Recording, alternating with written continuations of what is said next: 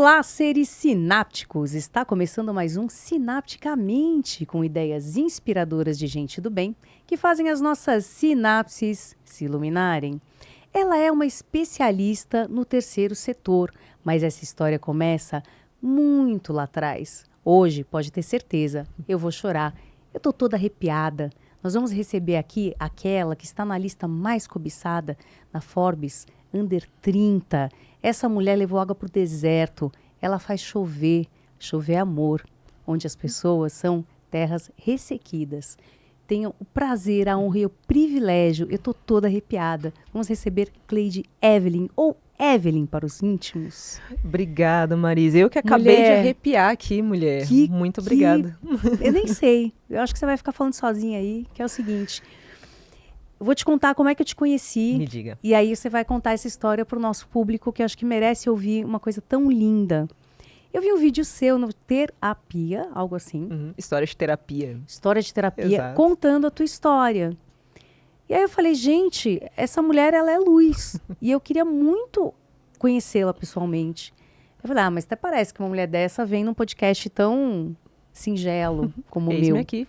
E você tá aqui. Então a gente precisa muito ouvir sobre você, sua trajetória, como que isso tudo começou. Primeiro, muito obrigada pelo convite. Eu fico muito feliz que minha história tenha te alcançado e muito feliz de estar aqui, mais pertinho de você, contando ela agora pessoalmente. Eu costumo dizer que eu tive o privilégio de receber um sopro de vida 2 vezes, né? Sou filha de uma mulher que me amou mais do que a própria vida, é Cleide o nome dela. E o sonho da vida dela era ter uma menina, né? E minha mãe consegue realizar isso, ela fica grávida da menina dela. E aí, quando chega o dia da menina nascer, ela descobre que vai precisar escolher se vive ela ou se vive, até então, seu maior sonho. E ela decide que o sonho precisaria viver.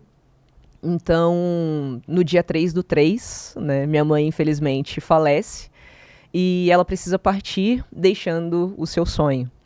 E aí eu tenho muitas complicações na hora do parto, cordão enrolado no pescoço, foi um parto onde eu saí pelas pernas, né? E aí, quando eu nasço, eu infelizmente sou dada como morta, um natimorto. E aí eu fico 24 minutos sem nenhum sinal vital. Até que os médicos me veem balançando a mãozinha assim embaixo do pano, e quando eles tiram o lençol, eu tô lá. Então, gente, não desistam de mim. É isso. Eu ouso dizer que Deus se deu o trabalho de soprar de novo, sabe? Ele olhou e falou, não, ainda não terminou. Tá só começando. E a sua mãe, ela tinha 2 meninos já, não era isso? Um menino. Um menino. Isso. E ela sempre quis ter uma menina. Era o sonho da vida dela. Ela tinha passado por algumas complicações, assim, né? De sofrer alguns outros abortos, né? Um antes do Gustavo e depois do Gustavo também. Somos ambos bebês arco-íris, né? E ela já tinha um menino e ela queria completar esse casal. Mas, infelizmente, ela me deu a luz, mas não pôde viver a completude disso. E você honra a escolha dela todos os dias, né? É necessário fazer da vida algo que valeu a pena. E aí depois? Aí você foi vivendo... Depois eu passei 3 meses internada, eu quase fui, eu lutei bastante, assim, né? Eu broncoaspirei leite pro pulmão, e aí passei por várias cirurgias. Minha madrinha ajudou a cuidar de mim por muito tempo, enquanto eu estava no hospital, junto com meu pai.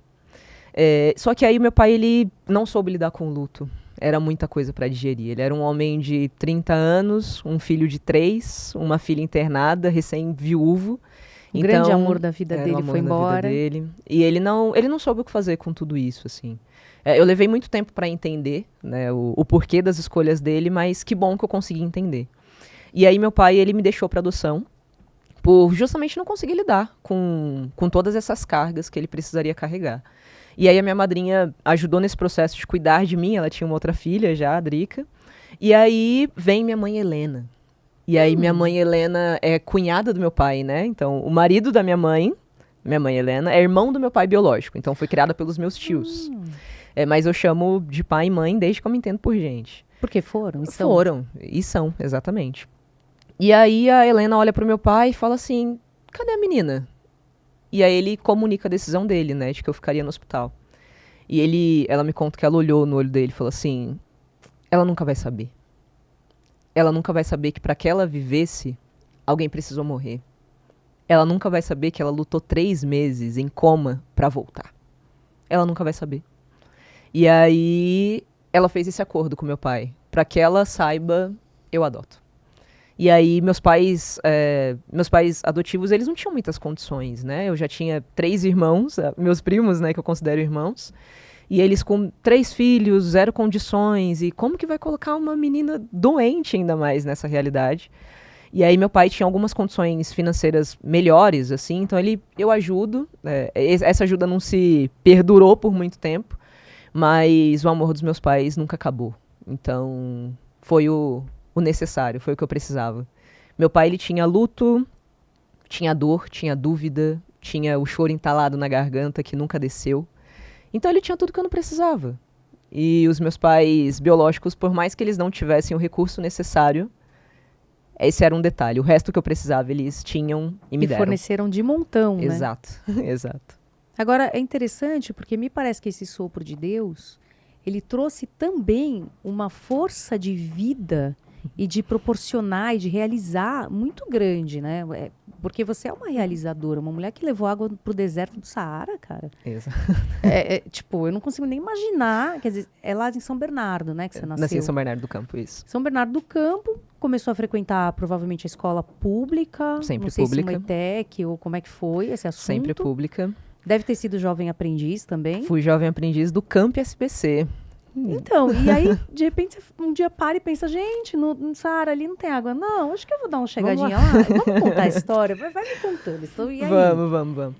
Era uma realidade muito simples. Então, eu olhava da janela de casa, ali na Rua Bartira, do alto do morro, e tudo que eu via eram as casas simples, as famílias que eu já sabia reconhecer, era aquela realidade.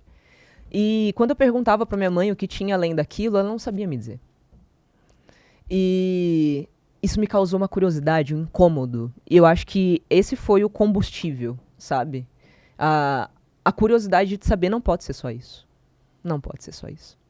E de entender que, por mais que eu não soubesse dizer o porquê, era como se o espaço fosse pequeno demais. Não cabia, não me cabia. E eu precisava sair daquele lugar. E a educação foi a chave para isso. Não tinha outra forma. E aí eu falo que eu sou tão apaixonada pela educação porque eu conheci uma professora, Cláudia, inclusive, que um dia, enfim, teve uma intercorrência na escola ali, e ela olhou pra mim, eu lembro que eu chorei na escola, assim, tal, e ela abaixou no meu olho, abaixou do meu tamanho, olhou nos meus olhos e falou assim, você pode chorar agora, mas lembra que você vai crescer e você vai ser muito inteligente. E você vai chegar em lugares que os seus colegas não vão chegar. Você vai conhecer pessoas que eles não vão conhecer. Você vai saber fazer coisas que eles não vão saber fazer. E vai chegar o dia que vão perguntar de onde você veio. E é nesse dia que você vai contar de onde você veio. E passou 20 anos, eu conheci a Cláudia, reencontrei a Cláudia depois, mas depois eu te conto sobre como foi esse encontro. Mas a Cláudia me provocou que esse cenário da janela não poderia ser a única opção. E aí, ali ela fez um vaticínio mesmo. Acho que esse pai, ela é meio médium, assim, sabe?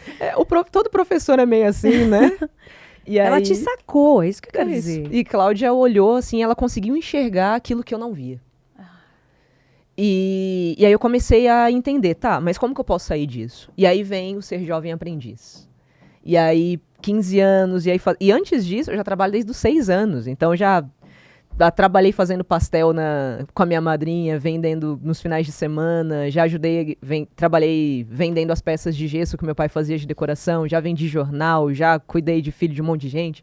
Então, era uma realidade de necessidade mesmo. E de entender que eu preciso movimentar, preciso sair daqui. E que legal que você veio compor para essa família. Né? Então, essa sensação de estou contribuindo, parece que cresceu contigo desde sempre, esteve ali. Sim, e é um traço da minha personalidade, inclusive, né? Como minha principal linguagem de amor é atos de serviço. Então, estou sempre fazendo alguma coisa, tentando resolver alguma coisa. E eu acho que vem muito desse cenário, né? Que o meio, ele fala muito, né? Sobre quem a gente vai se tornar. Eu acredito que o meu meio me empurrou para fora. E aí vem o ser jovem aprendiz, e aí eu começo a me destacar ali no camp, a fazer ter mais demandas que os outros aprendizes. E aí eu tenho a oportunidade de representar um grupo gigante de aprendizes em Brasília. Eu faço minha primeira viagem a trabalho com 15 anos. E aí as coisas começam a acontecer. Isso foi antes ou depois do baixo? Da história do baixo, da mão? Bem antes, muito Bem tempo antes. Então, quando chegar essa hora, você precisa contar para Não, as eu te pessoas. E aí, enfim, aí eu fui para ser jovem aprendiz mesmo e entrei na carreira corporativa. E aí me formei em marketing, me especializei em gestão de projetos e marketing estratégico. Mas aí a minha primeira graduação é música. Porque a minha família adotiva é uma família de sambistas, É do né? Ziriguidum. Então sempre teve um repique, um pandeiro, um tantã, um negócio ali. Então a música sempre foi uma grande e principal influência dentro de casa. Então eu me formo em música e aí essa influência da educação, ela vem à tona. Então eu começo a dar aula em escolas públicas. E aí tem o meu primeiro contato com a escola privada, né? Porque eu sempre vim da rede pública, mas quando eu pisei numa escola privada foi para dar aula. Então eu estava num outro lugar. E aí eu começo realmente a me apaixonar pela educação, vou pro teatro, e aí começo a compor trilhas sonoras e receber prêmios, indicações. Ou seja, tudo que você põe à mão, acho que vem um reconhecimento na esteira, né? Porque é tão apaixonado. Tem alguns amigos que me chamam de Midas, que é onde põe a mão, funciona, vai dar certo. E aí vem o teatro, e aí com o teatro vem, acredito que a grande reviravolta da minha vida. Era 27 de setembro de 2015. Eu tinha acabado de entrar para a Ordem dos Músicos do Brasil, a OMB, um dos maiores órgãos, né, da música no Brasil hoje, com um espaço no Conselho de Música do Estado de São Paulo, e eu tinha só 21 anos. E aí, compondo e fazendo, enfim, tudo acontecer. E aí vem um acidente, depois de um espetáculo, na hora da desmontagem, eu prenso a mão e eu perdi o movimento da mão esquerda. E aí, até então, eu executava 19 instrumentos e me vi prestes a entrar numa sala de cirurgia para amputar. E aí eu perderia uma das mãos. E aí a pergunta que mais ecoava na minha cabeça é: o que eu vou fazer com o que a vida fez de mim? Porque até então era o que eu sabia fazer de melhor. E depois disso, vai ser o quê? Mas aí começou, porque foi a conta-gotas, né? Começou o cara falando, tá tudo bem, não sei o quê. Exato. Aí fui no hospital, não, 7 dias vai ficar tudo bem. Então e a esperança... Não, são 7 dias, tranquilo. E aí depois começa a doer muito, vou em outro médico. Não, 30 dias vai ficar tudo bem. E aí depois vou em outro médico, quando tiro o gesso, com 42 dias depois do acidente, a mão já não mexia mais. E eu já não sentia mais a mão. E aí a mão, ela entrou em necrose, né? E aí, no dia da minha cirurgia, era uma cirurgia de urgência. Não era para acontecer naquele dia, mas a gente não tinha mais tempo, porque a necrose estava subindo. E aí era uma cirurgia que só tinha cirurgia de pé e joelho. E o médico que ia fazer era o médico de joelho, ok. Só que aí o médico não foi. Não foi, Marisa. Olha a mão de Deus aí. E aí eu fiquei assim, como que o médico não vem? E aí eles, vendo quem ia, né, substituí-lo, vem uma médica. E a especialidade da médica era mãos. Meu Deus. E só tinha minha cirurgia de mãos. Você lembra o nome dela? Lembro, doutora Ana. Doutora Ana, arrasou. E aí, quando ela chega na sala, ela fala que não tá segura para amputação. Só que eu não entendi o que isso queria dizer. Eu só pensava em, os outros 2 já fizeram o que não deveria ter feito, e agora ela não tá segura. E aí ela só me preparou, ela falou que eu realmente já estava com uma neuropraxia, que aí clinicamente é uma paralisia, né, de algumas sinapses e tal, que causa a paralisia e a perda da memória motora. Então eu tinha perdido já do antebraço para baixo. Quando o cérebro não reconhece ele não mais reconhecia aquele... mais, isso. E aí o processo ele busca lá os neurônios que responsáveis por aquela ação, e se eles não correspondem, ele entende que, não é por aqui. E ele vai buscar um outro caminho, e vai buscar o outro caminho, e nesse processo ele vai apagando o caminho que ele acha que não é. E foi assim que eu perdi o movimento da mão. Por erro médico, né, gata? Foi, né? Vamos dar nome. Isso daí foi, né? Desculpa falar, mas... Mas aí eu tinha muita coisa para me preocupar. Eu tava perdendo a mão, né? E aí vem doutora Ana, e ela fala que não tá segura, tal, e me prepara para uma cirurgia, realmente, de onde eu não veria minha mão. E ela me fala sobre a neuropraxia, me explica o que é a neuropraxia. E na hora da cirurgia, ela só me prepara, pergunta se eu quero anestesia local ou geral, e eu só falei, cara, eu não quero ver. E eu apaguei. E quando eu voltei, eu não queria olhar. Nossa, eu não queria olhar. Uma noite antes, eu tinha pegado os meus instrumentos e colocado etiquetas. Então, o violão eu vou dar pra essa pessoa, o baixo eu vou dar pra essa pessoa, o bandolim eu vou dar pra essa pessoa. E quando eu peguei meu primeiro violão, aquele que eu trabalhei tanto pra comprar, aquele que... Porque na época do conservatório de música, eu fazia música de manhã, vendia pão de mel e trufa à tarde, ia pro ensino médio à noite, e de madrugada, eu passava a madrugada na casa da minha vizinha fazendo trufa, pão de mel e um monte de coisa, e ia pro conservatório de manhã. E vendia à tarde. E essa era a rotina, dormia que sabe? horas, mulher? Tinha umas horinhas ali, né? E aí, inclusive, Fátima foi uma das minhas principais incentivadoras, assim, em me auxiliar em o que eu precisava aprender para gerar recurso e para fazer acontecer, sabe? E aí eu olhei pro meu violão naquele momento e eu deitei ele e toquei com uma mão só, assim. E eu escrevi uma música. E naquela música eu tive a certeza de que ia ficar tudo bem. E aí, quando a doutora Ana chega no outro dia e tudo mais e fala que não tá segura, por um momento eu me esqueço da música que eu tinha escrito numa noite anterior. E quando eu acordei, eu olhei, eu vi meus dedos. E eu fiquei, uai, como assim, né? São iguais? Como assim? O que aconteceu aqui? E ela falou que realmente ela havia identificado todas as camadas de musculatura já em necrose, né? Sem mínima possibilidade de conservação.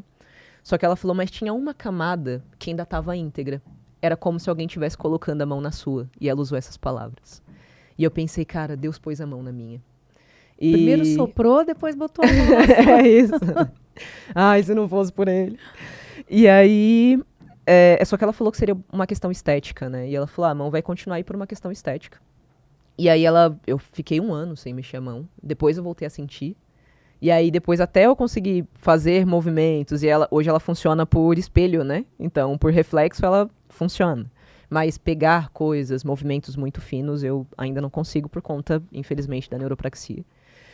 Mas aí eu tratei no Sara Kubitschek, em Brasília, e fiz tratamento em São Paulo também. E aí foram 8 anos, né? Cara, mas aí 8 anos de reabilitação. Você se via numa encruzilhada, que você falava, bom, tocar que era o meu futuro, já não é mais. Acabou. E tipo, e agora, né? E agora, José? O que eu vou fazer com o que a vida fez de mim? E essa pergunta, ela continuava ecoando.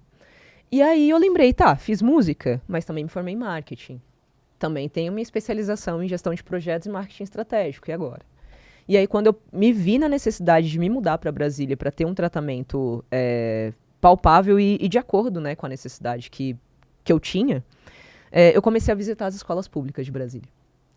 E ali eu comecei a desenvolver projetos com música. Aí eu conheci seu Paulo, e seu Paulo, ele doava pianos. E aí ele pegava os pianos condenados, já quebrados, e ele reformava aqueles pianos. Ele tinha um galpão com vários pianos. E eu falei, seu Paulo, e se a gente pegar esses pianos e doar para as escolas públicas? E seu Paulo falou, minha filha, você sabe o que fazer com esses pianos? Manda embora, vamos lá. E a gente começou a doar pianos para as escolas públicas. E aí foram 3 escolas em Brasília. E aí a gente entrava com o piano no pátio, as crianças já estavam na sala, e eu começava a tocar, assim. E aí as crianças começavam a vir pelo som do piano e elas faziam uma roda assim no pátio. E foi assim que eu voltei, né, para a sala de aula, dar aula para crianças ali em Brasília. E aí eu comecei a desenvolver projetos. Eu falei, é isso que eu quero. E aí de Brasília Maranhão, Maranhão, Paraná, Paraná, São Paulo de novo. E aí a gente foi para Bolívia, depois Paraná de novo. E aí eu escrevi um projeto que me levou a escavar um poço no sul do deserto de Saara, em Burkina Faso. E na faculdade eu já tinha conhecido amigos e ajudado num processo de construção de projetos para Moçambique. Então eu sabia mais ou menos ali como fazer, então a gente só ajustei o escopo, fiz algumas pesquisas mais direcionadas, né, com relação a Burkina Faso, esse país que eu nunca tinha ouvido falar. E aí me apaixonei por Burkina e fomos para Burkina numa equipe de 7 pessoas. E chegando lá, a gente escavou um poço que deixou 1.200 metros cúbicos de água potável para aquelas pessoas por hora. Nossa. A gente construiu 25 hortas, a gente calçou os pés das crianças, levou 242 atendimentos médicos.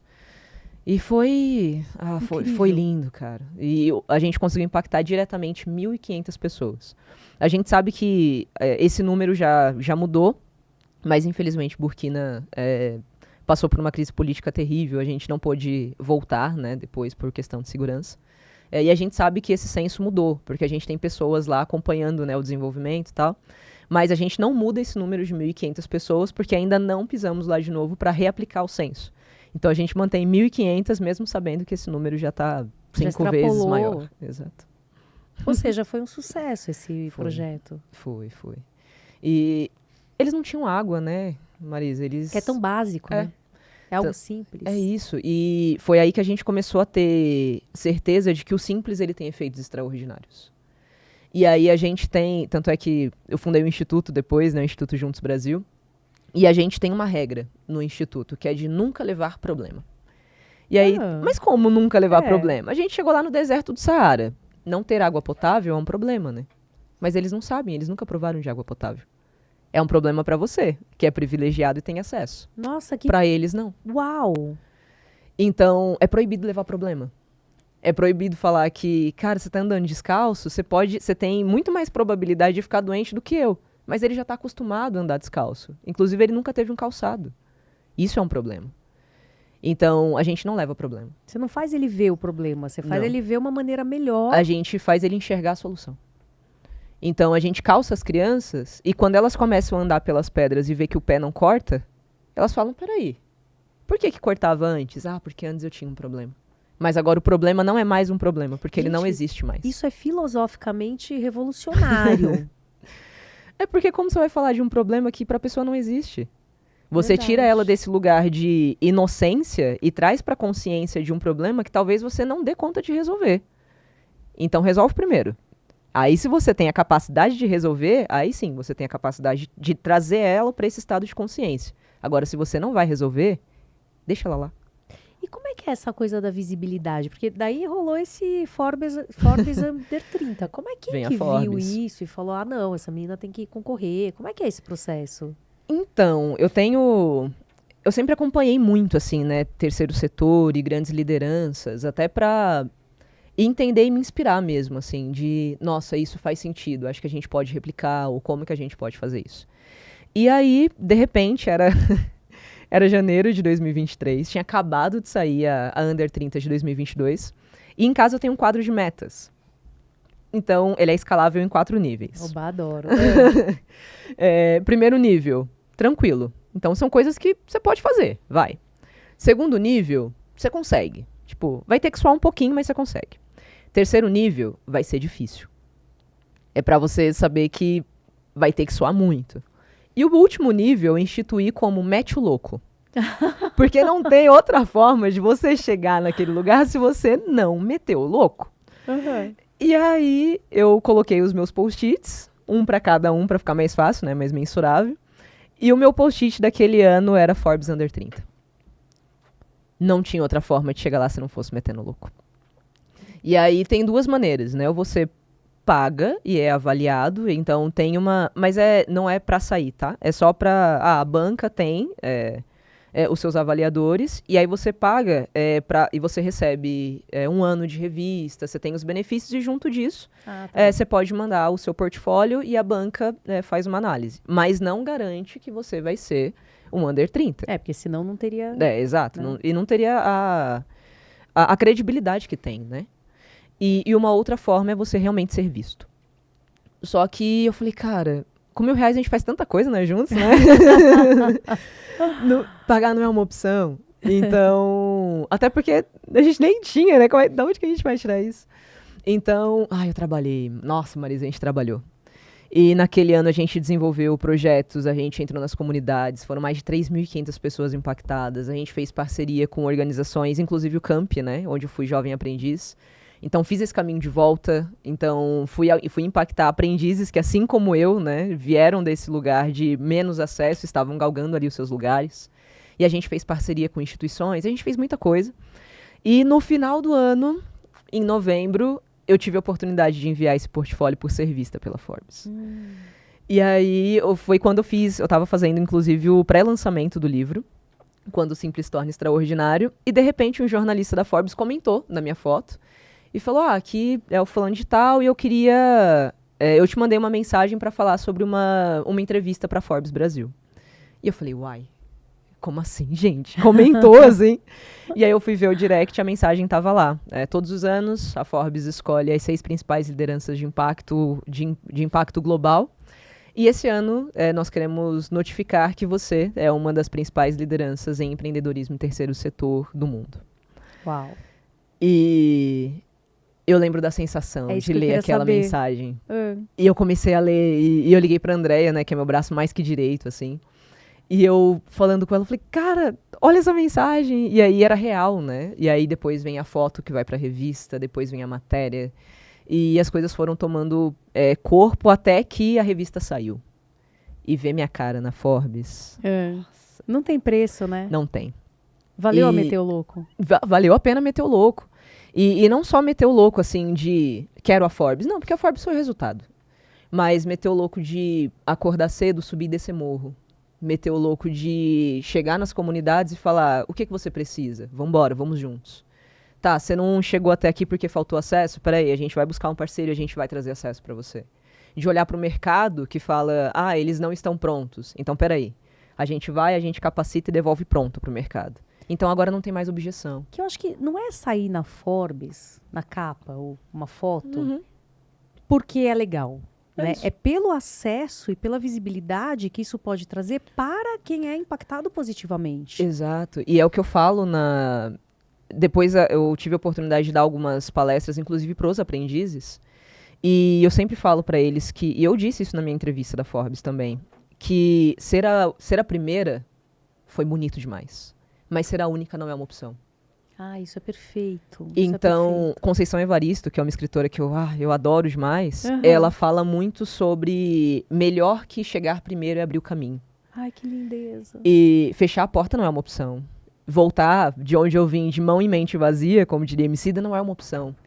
Então, é pegar a bagagem que eu tive a oportunidade de adquirir, saindo desse lugar que nós temos em comum, trazer algo de bom pra você e falar, o caminho é esse.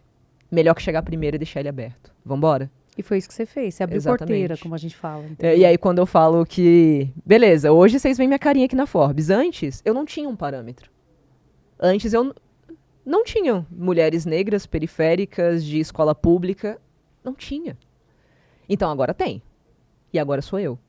E depois de mim tem um monte. Depois de mim tem muitos. E acho que isso que é o grande lance, né? Exato. E aí, como é que é? Gente, eu quero contar a história um pouquinho. Vamos falar disso aqui? Bora. Gente, quando simples se torna extraordinário. Um livro sensorial baseado em limões. Porque eu descobri que além das formações, de tudo que eu estudei, a vida me fez uma mulher especialista em limões. Então não há limão tão azedo que a gente não possa transformar em algo mais parecido com uma limonada. Então, por isso o livro ele é totalmente pensado em limões. Então tem a questão do tato na capa. As páginas têm cheiro de limão, de verdade. Olfato. Tem, porque eu cheguei... Gente, arrasou. Paladar, porque lá no capítulo 16, vocês vão precisar dessa balinha aqui. Então ela já vai junto com o livro. Visão, já é o que você vai ler. E audição, porque o marca-página que te acompanha nessa leitura, ele tem um QR Code que te conduz para uma trilha sonora. Então é livro de música, né? Então tem trilha. Então, para cada capítulo, você desbloqueia uma música e o livro inteiro te conduz de forma imersiva, né, para contar essa história. E ele gente, eu ganhei hoje, né? Chegou para mim. Ele é autobiográfico? É autobiográfico. Como é que é a história? Uma das minhas metas era escrever um livro até os 30 anos. E aí eu tinha 29, era julho, eu faço aniversário em março, eu tinha pouquíssimos meses. Lascou-se. E aí eu ganhei, inclusive ganhei de presente da Andréia, né? Uma mentoria com uma mulher que já tinha dos 8 livros que ela escreveu, 5 eram best-sellers. Uau, gente, que mulher é essa? Então, Fabiana Bertotti. Olha, Fabi, arrasou, hein, Fabi? Uau, vem e aqui. E aí, Fabi Bertotti, ela abriu um curso e falou assim, eu quero trabalhar com novos escritores, mas é o seguinte, eu só trago pra mim quem estiver disposto a escrever um livro em 30 dias. Nossa, era tudo que a gente precisava. E eu falei, vambora. Vambora, 30 dias? Tenho, vambora. E aí comecei a escrever em 2 de julho e terminei 27 de julho do mesmo ano. Então foi menos de 30 dias, hein, Fabi? Fabi, foi menos de 30 dias.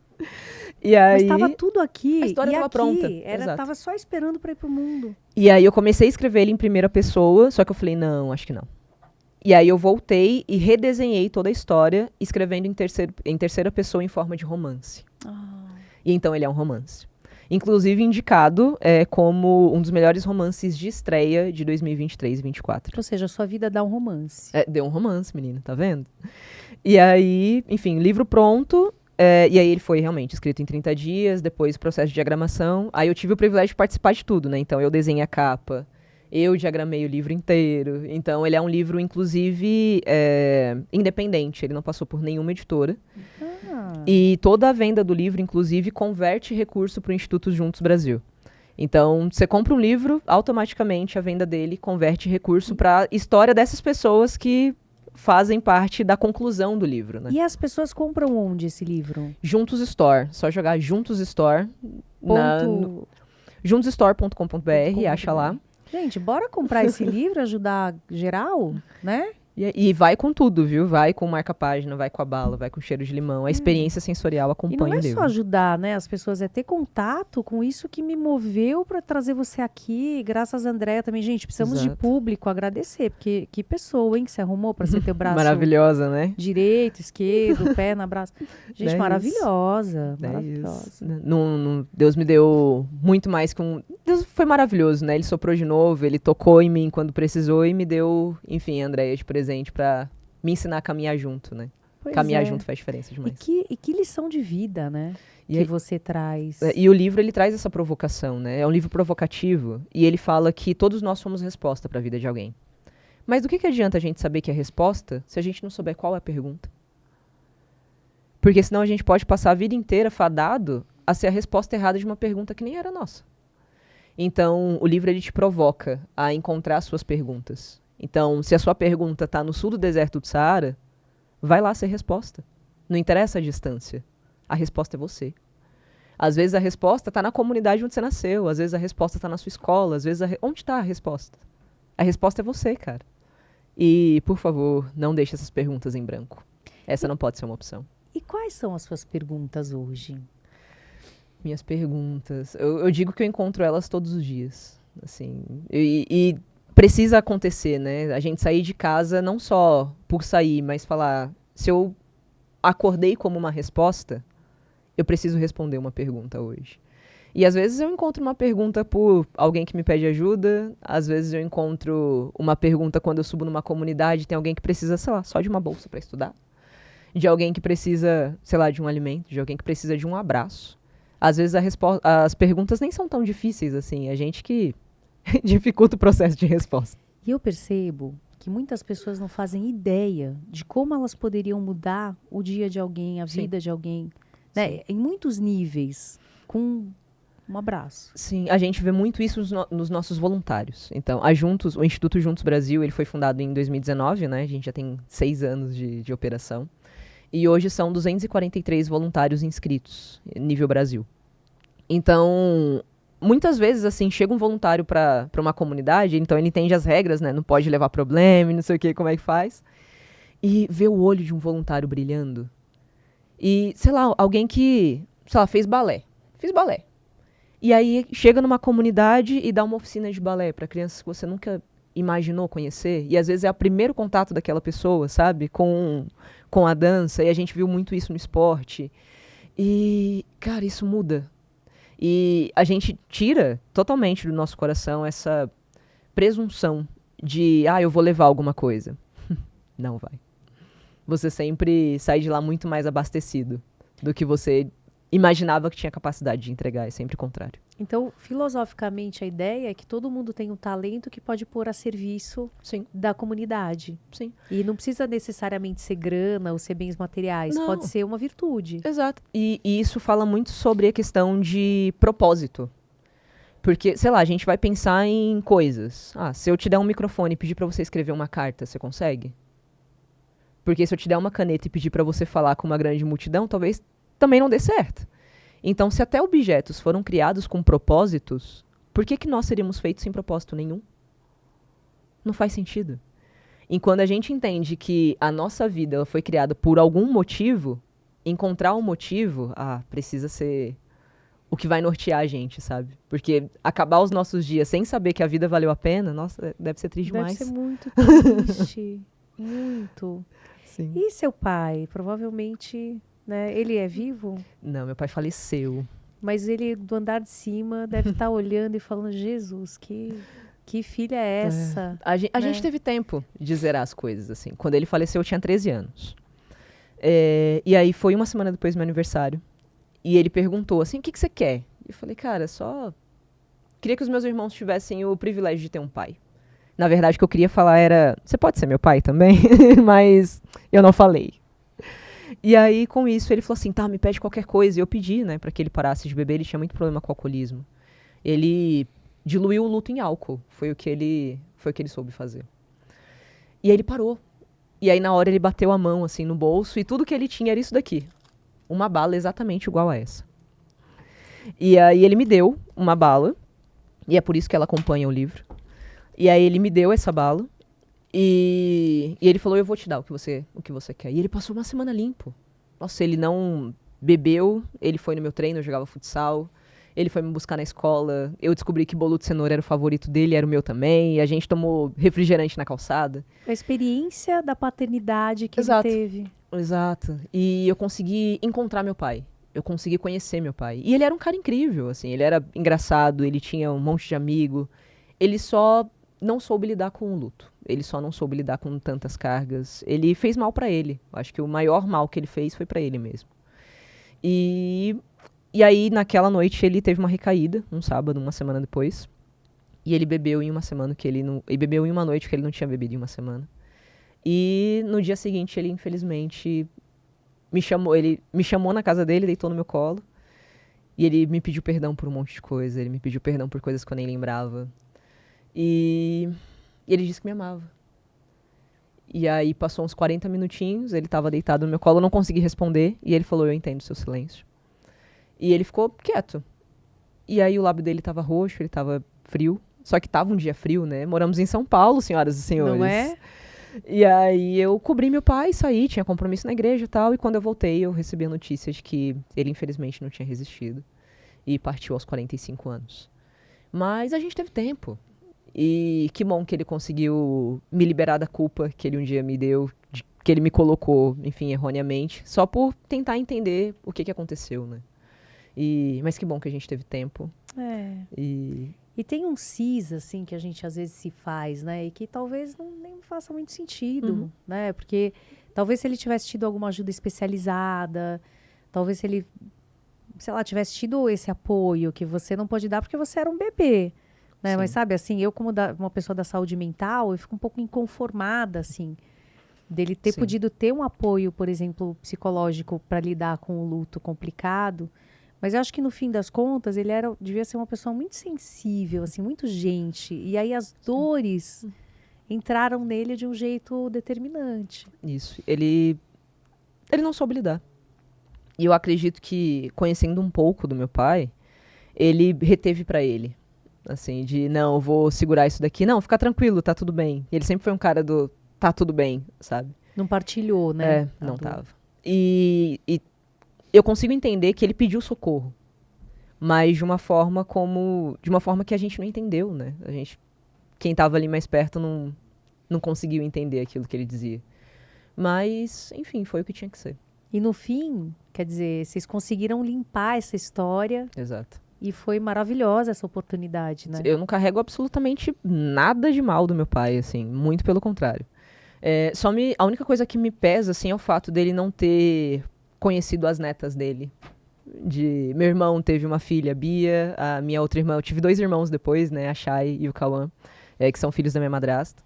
Então, a Aisha nasceu linda, assim. Aisha, que nome incrível. Linda, né? Uma criança maravilhosa também. Então, a Aisha nasceu, a Beatriz nasceu. Então, meu pai, acho que ele adoraria ser vô, mas ele, infelizmente, não pôde viver isso. Assim, de, sei lá, me ver me formando, casando, vivendo um monte de coisa, sabe? Que ele, infelizmente, não viveu. A gente sente falta da presença dele ali, mas entende que, no final das coisas, todas as coisas cooperam, né? Por mais que a gente não entenda o porquê. E dentro da tua biografia... tem um caminho, né, uma lógica que hoje, olhando no retrovisor do carro da vida, a gente olha e fala, cada uma dessas experiências me constituiu. Sim. E faz com que você expresse e traga para o mundo isso tudo que você traz, essa luz e essa nuvem de possibilidades.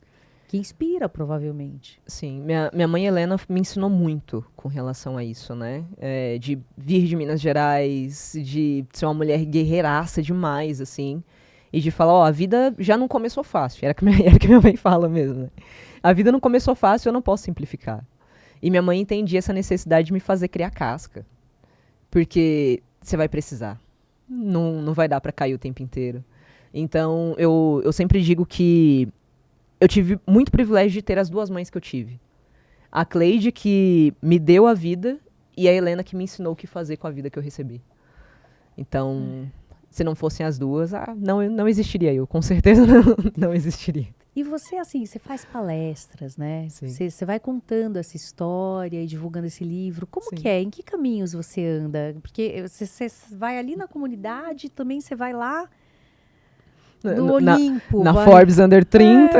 No Olimpo, né? Essas pessoas que estão lá para te ouvir. Como que é esse relacionamento, assim? Eu vejo que você circula bem em todos os... Se eu disser pra você que eu me sinto da mesma forma, estando falando com aprendizes ou estando dando uma entrevista pra Forbes, você acreditaria? É claro que eu acreditaria.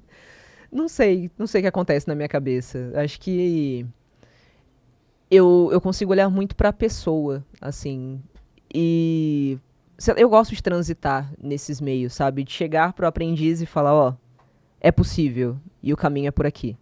E de chegar nesse outro lugar, onde poucos iguais a mim estão, e falar assim, ó, de onde eu vim tem mais. Então vamos olhar um pouquinho mais pra cá. Então acho que esse transitar entre esses espaços é extremamente importante, inclusive para abrir espaços, né, e trabalhar outros pontos de vista que esses dois extremos não têm sobre o outro lado. E ser essa mediadora mesmo, né? E é o que eu faço. Então, hoje, profissionalmente, além do Instituto Juntos, né, e de toda essa gestão que a gente faz Brasil-África, além das palestras, então, eu trabalho com gestão de novos negócios. Então, de trazer das pessoas, tá, o que você sabe fazer de melhor? Vamos extrair. E potencializar esse empreendedor e fazer ele entender, tá, você é uma resposta, mas qual que é a pergunta do mercado? Então, de trazer tudo isso que eu entendo como filosofia de vida mesmo, para algo que seja mensurável, rentável e que transforme a vida das pessoas como uma forma de negócio também, sabe? Porque por mais bonita que seja a vida, a gente não pode ficar só na filosofia dela. E a gente também precisa, sei lá, tornar ela tangível, torná-la viável e torná-la mais simples também, né, por conta disso. E como que você enxerga a situação do terceiro setor hoje? Uhum.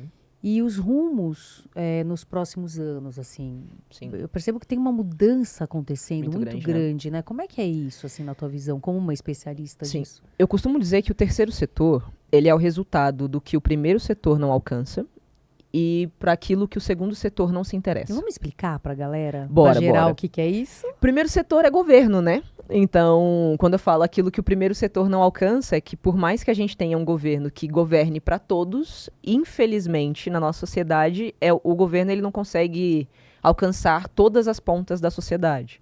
Por isso que ela é dividida, né, entre executivo, legislativo e judiciário, para que cada pedaço cuide de uma parte e a gente, assim, consiga alcançar o maior volume de pessoas possível, entendendo que é uma utopia, infelizmente, alcançar todo mundo. Então, o primeiro setor não alcança todo mundo. Beleza. E é essa galera que fica.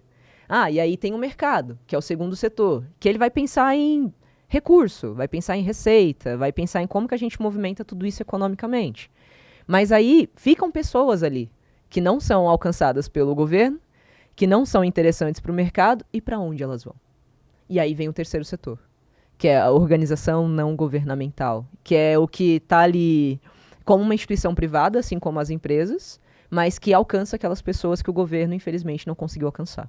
E aí a gente começa a traçar oportunidades e traçar planos, realmente, para trazer essas pessoas para trabalhar saúde, educação, desenvolvimento econômico, principalmente. E eu acredito muito nesse processo de emancipação das comunidades. E na minha cabeça, eu trabalho para que um dia o terceiro setor não precise existir mais. Super, super. E é isso. E aí, mas você não precisa existir mais. Porque a gente já vai ter feito um trabalho tão coeso, a gente vai ter feito um trabalho de tanta excelência, a gente vai ter conseguido provocar tanto políticas públicas, que o terceiro setor ele não vai mais precisar existir. Você mudou a realidade, né? Exato. E aí, pensando futuramente, eu enxergo muito o terceiro setor mudando para um quarto setor, E aí o que seria isso, né? Ainda não existe. Vai lá lançando moda. Mas pensar num quarto setor é entender que as organizações hoje, não governamentais, elas não podem só viver de doação, editais ou apoios do governo que nem sempre vão chegar no momento em que a gente precisa. As organizações precisam aprender a ser autossustentáveis. E como que a gente faz isso? A gente faz isso gerando economia criativa, a gente faz isso empreendendo, a gente faz isso gerando economia circular dentro das comunidades. Então, o Instituto Juntos faz muito isso. Então, a gente vai atender a comunidade, sei lá, do Calux, é uma das nossas comunidades em São Bernardo do Campo. A gente vai precisar investir tantos mil reais ali naquele projeto. Tá. A gente pode comprar de um mercado no centro de São Paulo, ou a gente pode comprar de um mercado dentro da comunidade. Onde que a gente vai investir? Dentro da comunidade.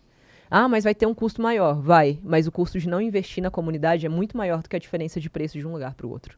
Nossa, é perfeita essa lógica. Então, a gente investe ali de forma local para gerar economia. Então, hoje a Juntos tem uma loja, que é a Juntos Store, que a gente contou sobre ela aqui. Então, hoje a gente traz tecidos da África para gerar trabalho e renda lá. Porque o valor que a gente, para trazer o tecido, a nível de taxa, é muito menor do que o valor de mandar recurso. Então, a gente gera trabalho e renda, tem menor taxa de movimentação econômica e financeira, e ainda traz material para gerar receita aqui. Porque dentro das comunidades a gente viu que tinha muita costureira. E cada tecido deslumbrante. Lindo, né? E aí a gente trouxe para as costureiras das comunidades. Porque tinha um risco da gente gerar uma crise geracional. Porque a gente estava trazendo os jovens, investindo em tecnologia, trazendo para o mercado de trabalho. Mas e a avó? E a tia? Nossa, é verdade. E a mãe? Então, a gente não podia criar esse abismo dentro do território que aquele jovem estava. Então, qual é o maior volume de mão de obra? Tem muita costureira. E aí, a gente criou uma rede de costureiras dentro das comunidades. Olha e aí, a o tecido resposta que aí. chega é isso. Ah, meu Deus. Fechou agora na minha mente o negócio que você falou do problema. É isso. E aí, o tecido que chega, a gente tem as costureiras ali. Então, elas fazem as bags, os conjuntos, as shoulders, o que fica vira brinco, o que fica vira o turbante. E no final a gente usa 99% de tecido e gera menos de 1% de resíduo. E aí pensando também em ESG, né, em questões de meio ambiente. E aí, com isso, as costureiras são remuneradas de forma justa, obviamente, e esse produto vai para o e-commerce. E aí qualquer pessoa que entra na loja hoje e investe na Juntos Store, a gente sempre fala que a Juntos não vende produtos. A gente compartilha propósito. Então, hoje você compra uma bag, o valor dela é diretamente convertido para Juntos. Hoje gente, você compra uma vai shoulder, comprar um presente, Juntos. pelo amor de Deus, entra lá. Exato. Eu vou entrar. E são todos exclusivos. Então, por mais que a gente use o mesmo tecido, não é o mesmo recorte. Então, não tem como uma camiseta ser igual à outra. Não é. Então, todos os produtos são 100% exclusivos. E aí a gente trabalha a questão econômica. Então, o Instituto, ele hoje está caminhando para esse lugar de autossustentabilidade. Porque a gente já consegue gerar economia dentro das comunidades, dentro e fora do Brasil.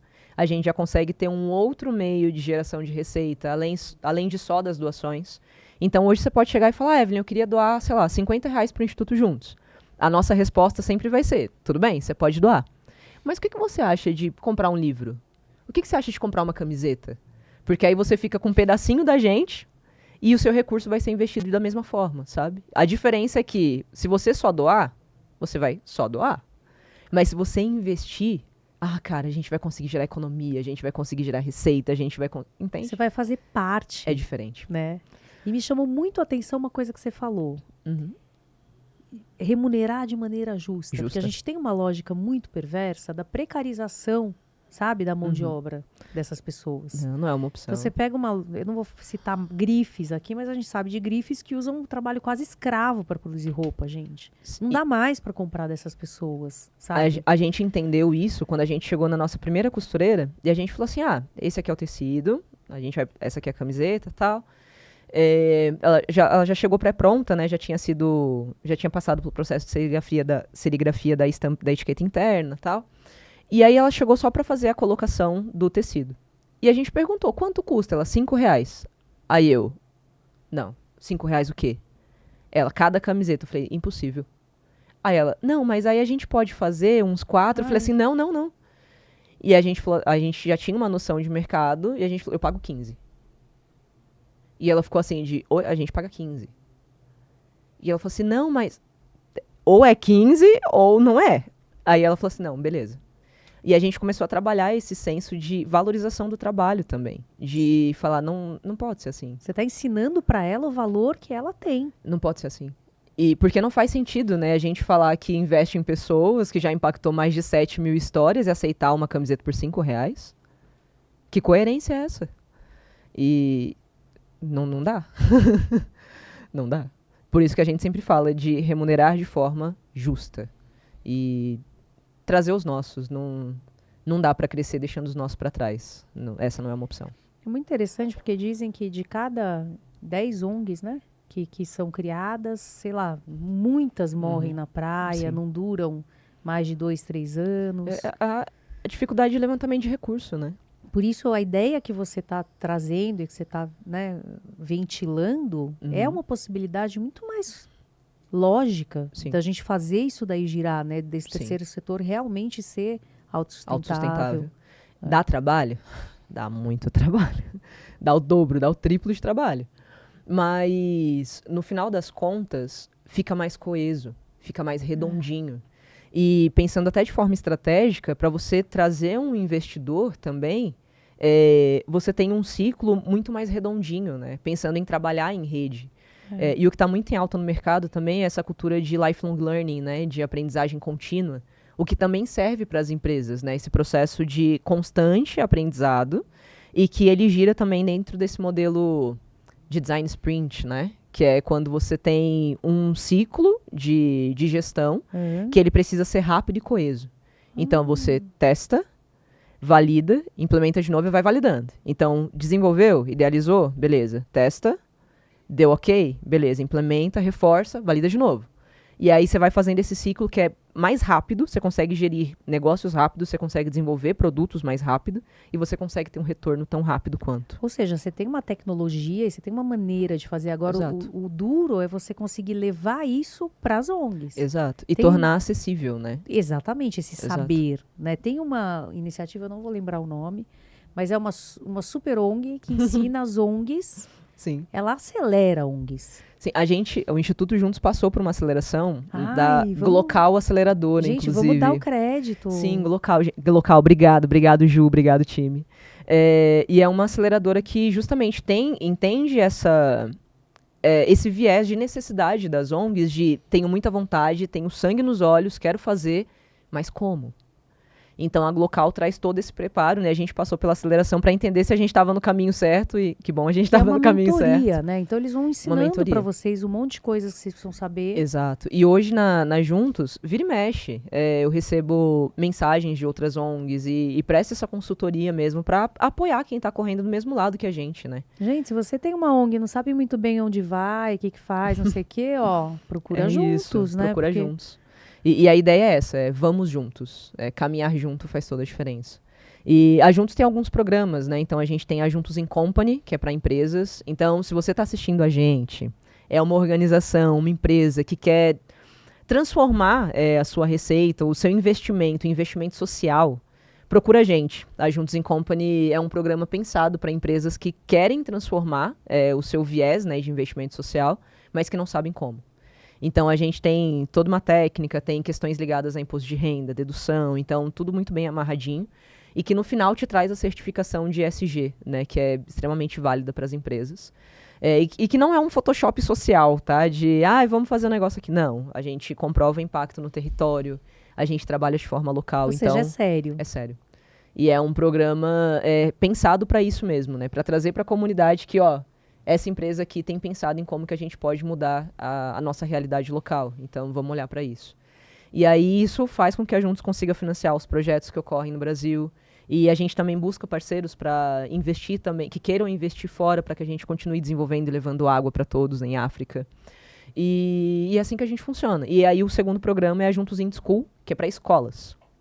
Isso então, é babado, hein? Escolas públicas e privadas, então a gente tem a questão de bolsas com centros técnicos que a gente oferece para escolas públicas exclusivamente, para trabalhar na redução das desigualdades, né? Pensando ali na Agenda 2030 da ONU. E aí, com isso, a gente leva as palestras, leva desafio para os alunos para trabalhar a questão de diversidade, equidade e inclusão dentro das escolas, além de trazer também educação socioemocional do aluno também, né? De conseguir olhar para fora da realidade que ele está inserido. Isso e se uma escola particular, por exemplo, quisesse levar essa filosofia para os alunos deles terem noção dessa questão de privilégio, do que poderia fazer isso? Também tem essa possibilidade? Não, o programa é para os dois. A única diferença é que para as escolas públicas, a gente traz esse viés de acesso a melhor capacitação e desenvolvimento de melhor qualidade de ensino. Para as escolas privadas, a gente traz esse desenvolvimento de educação socioemocional com desafios dentro da escola. E aí essa escola é inserida dentro do programa do Incompany, como CNPJ, né, como empresa. Então os alunos estão sendo desenvolvidos ali. E a escola entra como apoiador do território. Então, depois a gente traz um projeto Ruas, e aí a gente traz dentista, nutricionista, enfermeiro, educadores, vai para o território onde aquela escola está. E os alunos, os professores, eles têm a oportunidade de passar um dia desenvolvendo projetos para a comunidade como voluntários. Gente, isso é muito legal. Porque então, se a gente não leva... É o juntos, né? É isso. Se a gente não leva esse cenário, né, para as duas pontas, fica manco. É você conseguir enxergar que além da sua realidade tem uma outra de melhor ou... eu não poderia dizer pior, né? Melhor ou menos privilegiada que a sua. E quando você traz isso, você muda a mente de ambos os lados, né? Você traz a noção do privilégio e você traz a certeza de que não é só isso. Eu gostaria que os meus filhos tivessem noção do quão privilegiados eles, né, são. Bora para a escola deles. Por isso, sim, por isso que a gente faz muito trabalho voluntário, a gente vai, né, observar essas comunidades e eles precisam ter essa noção. Sim. E é por isso que a Juntos ela tenta trabalhar de forma tão coesa, unindo tudo, né? Porque no final, se a gente for ver, a gente está aqui atendendo sim a comunidade, como o terceiro setor deveria fazer. Mas a gente consegue atrair a atenção das empresas, a gente consegue atrair a atenção do governo, porque no final a gente vai olhar para a comunidade. E a nossa função é fazer com que todo mundo que a gente está atraindo atenção olhe para o mesmo lugar que sempre nos chamou atenção também. Então acho que assim a gente encurta as distâncias um pouquinho. E você? Você é feliz? Sou muito feliz, cara. Sabia que você mostra isso? No olhar, no sorriso. Você é muito animada e realmente você transparece essa energia, essa alegria, essa vitalidade. Que bom. Né, que você ganhou quando Deus soprou a segunda vez. Que bom. Que bom que é notório. Que é notório. E é uma energia, gente, vocês precisavam estar aqui. É uma energia que preenche o ambiente. Por isso que eu fiquei tão emocionada no começo e durante todo esse papo. Para mim é uma honra ter você aqui, André, também, que em breve vem falar com a gente, contar a história dela. A gente precisa trazer essas histórias para iluminar essas sinapses. Sim. Né? E ter as pessoas manterem assim, a esperança de que é possível a gente ter um mundo melhor. Sim. Né? Um mundo em que você reside é um mundo melhor, com certeza. E é isso. E provocar todo mundo, né? Todos nós somos resposta. Então, vamos juntos achar as nossas perguntas? Bom, como é praxe aqui no Sinapticamente, vou pedir a você para olhar para sua câmera e levar para as pessoas uma palavra de inspiração, de esperança. Às vezes a pessoa está meio para baixo, não sabe bem para onde vai. Então, se você puder aí deixar uma palavra, a gente vai gostar. Agora, seres sinápticos que assistem a gente aí de casa, lembre-se sempre que não há limão tão azedo que você não possa transformar numa limonada. Talvez aquilo que a vida está te dando de recurso é o que você mais vai precisar para mudar a sua realidade e a realidade de alguém. A vida me deu um monte de limões e eu me tornei uma especialista em limonadas. O que a vida tem dado para você? O que você vai fazer com o que a vida fez de você? Para você vencer amanhã, você vai precisar resistir hoje, mais um pouquinho. Então vamos juntos. Você não está sozinho nessa, não. E se a vida te dá limões, um brinde. Nunca tire dos limões o prazer de fazer uma excelente limonada. Essa é a resposta, cara. Vambora encontrar as perguntas. Você arrasou. Agora, para fechar, diz. Eu quero contar esse caso. B, filho, obrigada. Eu tenho um filho chamado Bernardo, de 16 anos. E eu vi o vídeo da Evelyn e chorei, me debulhei e falei, ai, B, eu queria tanto essa moça no meu programa, mas imagina que ela vai, né? Aí ele me mandou o teu e-mail. Ele falou, tem esse e-mail aqui, manda e-mail lá. Ou tem esse telefone aqui, porque ele te fuçou. Sim. Coisas que eu talvez não saberia achar. Ele achou. E deu certo. Aí hoje eu fiquei sabendo que você recebeu... Bernardo me mandou mensagem. Bernardo mandou um direct falando... Evelyn, minha mãe tem um podcast, por favor, vai no podcast dela, seria muito bom ela te receber e não sei o quê. E eu vi a mensagem, só que aí você já tinha entrado em contato, né, com a minha assessoria, já tava agendado, já tinha dado certo. E quando eu vi a mensagem do Bernardo, eu reconheci pelo sobrenome, né? Eu falei assim, cara, que garoto incrível. E ele acreditou em você. E eu acredito que isso só aconteceu porque ele tem certeza que você acredita nele também. Então, você tem um filho maravilhoso. E, B, um beijo, obrigado pela sua mensagem. Aí, momento fofura. Evelyn, sem palavras para te agradecer. Obrigada por ter vindo. Foi assim, apoteótico, especial, foi extraordinário. O extraordinário não foi simples, mas foi extraordinário. Foi muito, muito maravilhoso te ter aqui. Ai, obrigado pelo convite, obrigado pelo espaço, obrigado por esse encontro gostoso. Espero que o pessoal de casa tenha sentido isso também, essa mesma energia gostosa que a gente sentiu aqui. E é isso, obrigado pelo tempo de estar junto, pela disposição em caminhar junto. E é Pela isso. troca. É isso. E é isso aí. Esse foi mais um Sinapticamente. Muito obrigada pela companhia até aqui. Espero que você tenha curtido como eu curti esse momento muito especial. E lembra, cuida de você. Um beijão e até a próxima.